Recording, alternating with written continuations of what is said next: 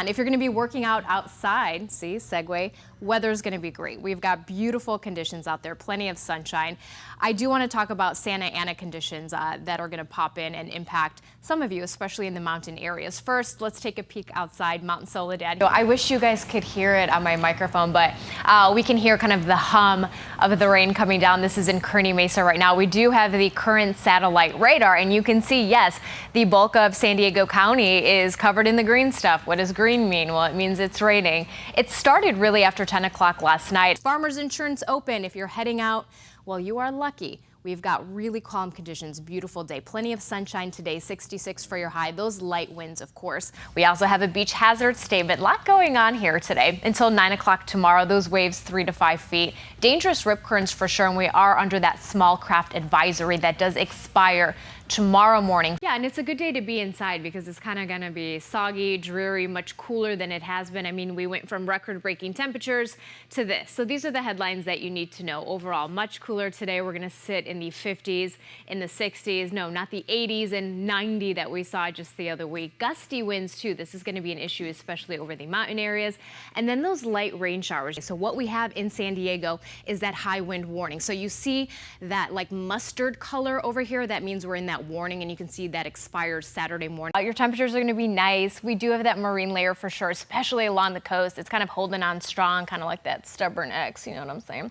Current temperatures, we've got 60s across the board. Because, see this high pressure system that kind of comes into San Diego and then no, it goes away. Well, that high pressure system aloft is going to start to weaken, and so we are going to see a little bit of a chill over the next couple days. Not a big change. Slight warm up tomorrow, and I do say slight, only about a couple degrees here, and then again we'll cool down because we're still kind of fighting in between two pressure systems, so we've got that trough keeping us cool through the weekend. Current satellite radar, you can see we do have a little bit of cloud cover here. I'm going to put this future cast into play because we are watching this band of rain, which is going to make its way towards us. It's kind of fueled by that Pacific low pressure system, which is going to push its way into us. We do weather, maybe? Yeah, are we going to see that sunshine today? It's nice out. Oh my gosh. So we've got like a shallow marine layer today, so there's still a couple clouds out there. Hey, you guys, today's the last day of winter. Right. I know, yeah. And then spring, but then we're going to be having rain. I know. Well, I guess, you know, spring is such a transitional season that it's kind of expected that we're going to get some bumps and bruises along the way. Now, here are the changes that are coming for the weekend, which is tomorrow, by the way. Start getting excited.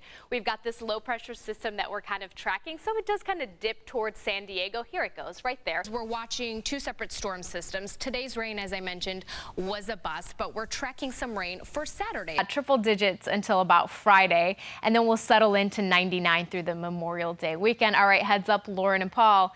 I'm going to toss to you, so put down your food or whatever else you are doing while I'm speaking. See? Back to you. What you have to do is have like a little buzzer. Good morning. Not only do I have a live look at your weather because we're aboard the USS Midway. It's a gray day, a breezy day, a cloudy day, but I think I just found our youngest KUSI viewer ever. Hello, do you want to tell everybody your name and how old you are? Yes.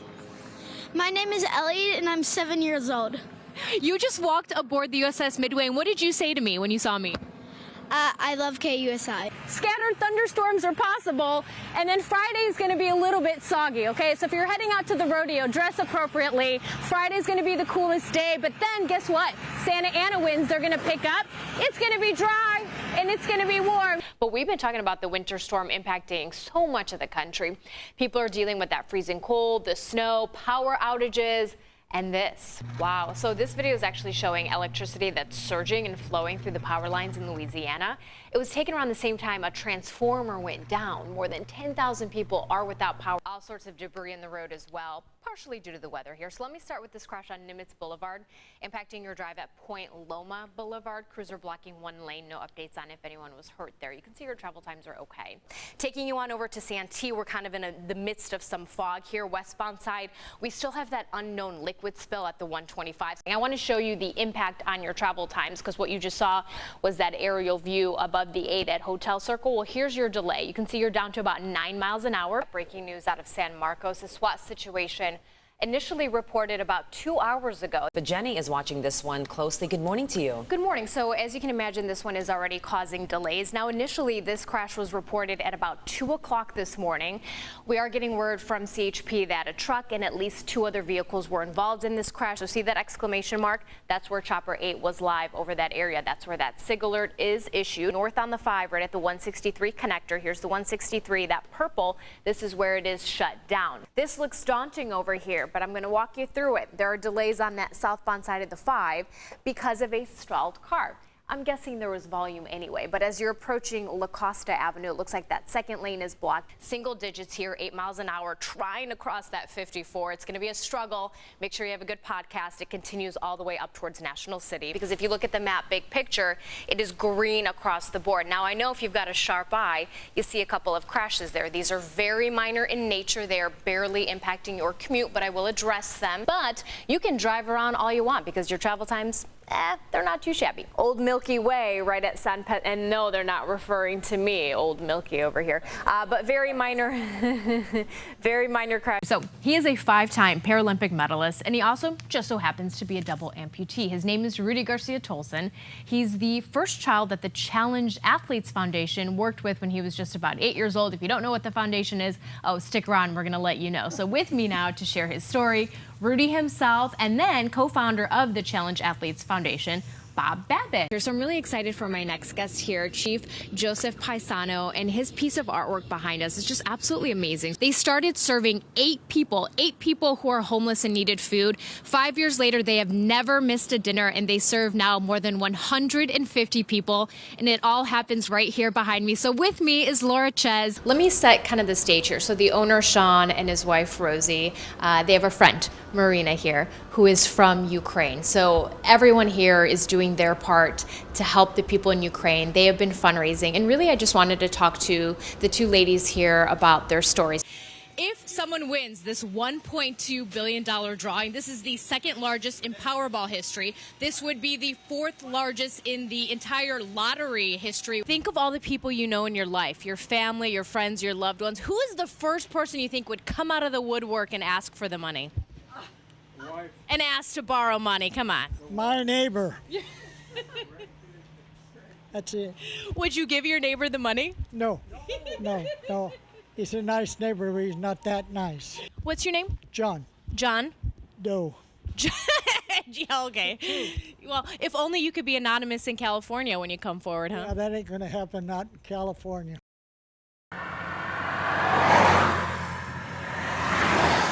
On this downtown San Diego street, amidst the sound of cars rolling by and the chatter of those who call the sidewalk home, you'll hear a euphony of other sounds.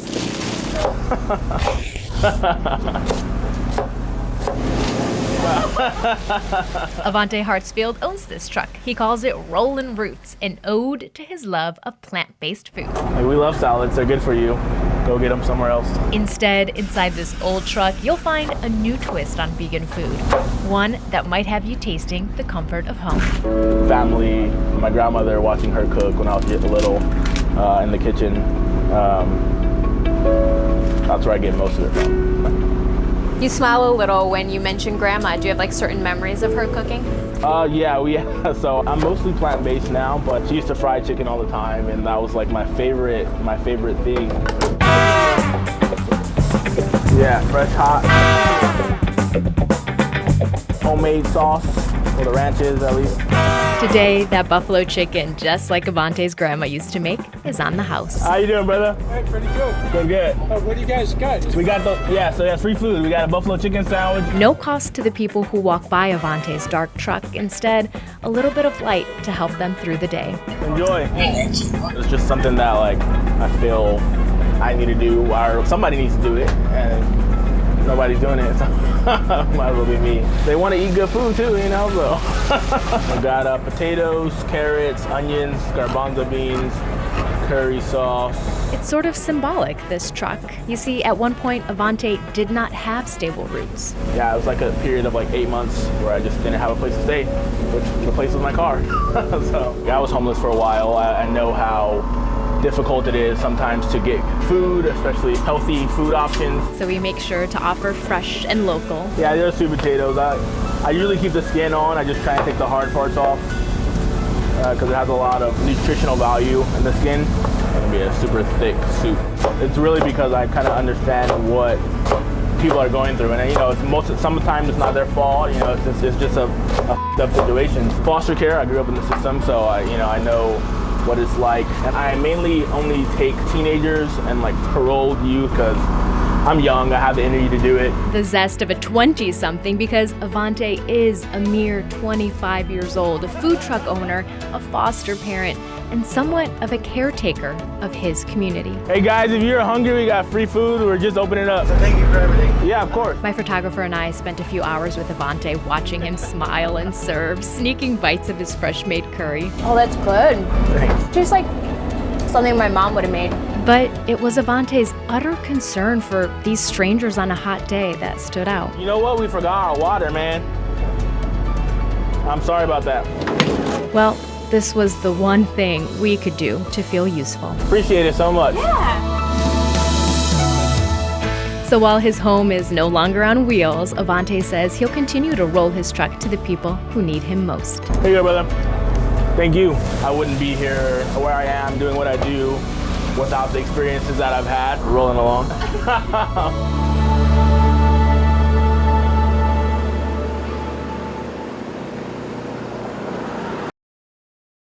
Okay, so you're probably seeing a ton of roller skating videos on TikTok and Instagram, but hey, do not call it a comeback. The roller skating culture has been around for ages.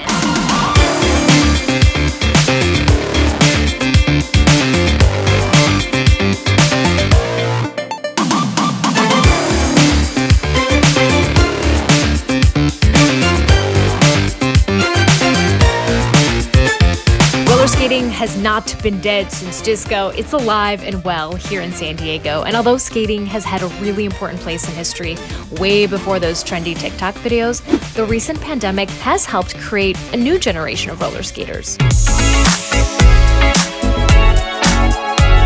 Meet Jerry Beck, no stranger to the roller rink. I'm 52 now. I started skating at like 8, 9, and have been skating, every week since then. Spending so much of his life at the rink, now Jerry's making sure to keep the good times rolling for future skaters. And you're passing it down the generations, right? Because your daughter skates? Oh, absolutely. Like my daughter right there. I actually had a family of skating. They all grew up, and she used to skate when she was 10 years old. I first started her on skates when she was 2. She was in a baby carriage, and she would try to get out. I would be going around the rink. He taught me everything I know, so that's why we're able to skate the way we do together. 5, 6, 7. Man, I've been doing that for so long, but it feels great to finally have another community, you know what I mean, that I can join. So now that TikTok has made that, everyone, gets to share their videos, so it's kind of awesome. And it's really awesome to see, especially at times like this, you can really tell the older generation to the newer, and it's awesome that we all get to come together and, skate. Oh man, these things like 6 years old, 6? Going on 7? Yes, indeed. They're beat up, but they work like a charm. It's crazy the relationship you have with a pair of skates. That's 28-year-old Derek Body, and his relationship with roller skating has been going strong for nearly 7 years. People say it's dying, you know what I'm saying? Now, all of a sudden, new blood, new life. It was just the thing it needed, you know what I'm saying? Just to kind of bring those that have been doing it for a while now, for years, and that wanted to be known for what they do and what the art form that they cultivate, and it just gave light to that. Hi, I'm Caroline Ness, and I'm 68. What does skating mean to you these days? Therapy and bodybuilding. I'm getting in really good shape, and I meet so many people. And in this roller world, you'll meet the best people ever because they have no airs, they're welcoming, no dress code, no age gap. Everybody fits with everybody. So obviously, you can see skating is a vibrant scene in San Diego. And here at Derby United in Encanto, they want to be a place for people of all backgrounds to embrace the culture of roller skating. You pride yourself in being a space where everyone can come. I saw a 19-year-old, a 68-year-old, black, white, everyone. Absolutely. We have a safe space here. The outside world does not feel so safe right now. But in here, it does. It is a Black space, a POC space, an LGBTQ space. We don't have special nights for one thing because everything is always that. You said it's a space for everyone, but klutzes included. Are you going to teach me how to skate? Absolutely. Well, you're starting with a good foundation, Okay. and it's smart to have knee pads on because Yeah. when people first learn to skate, they really need a safe way to fall.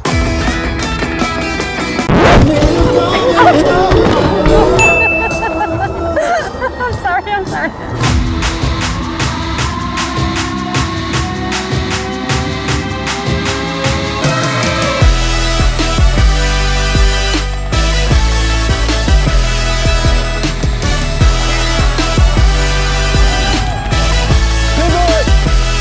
Now, what makes this look good is when you add your own swag, like this.